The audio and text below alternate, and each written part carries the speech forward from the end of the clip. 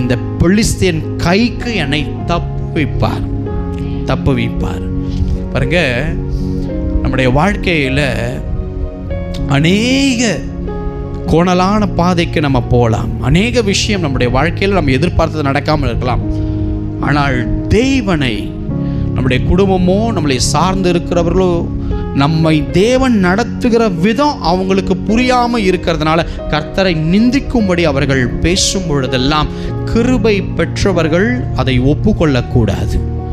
கிருபை பெற்றவர்கள் அந்த நேரம் தலை குனிந்திடக்கூடாது. நீ வெட்கப்படு.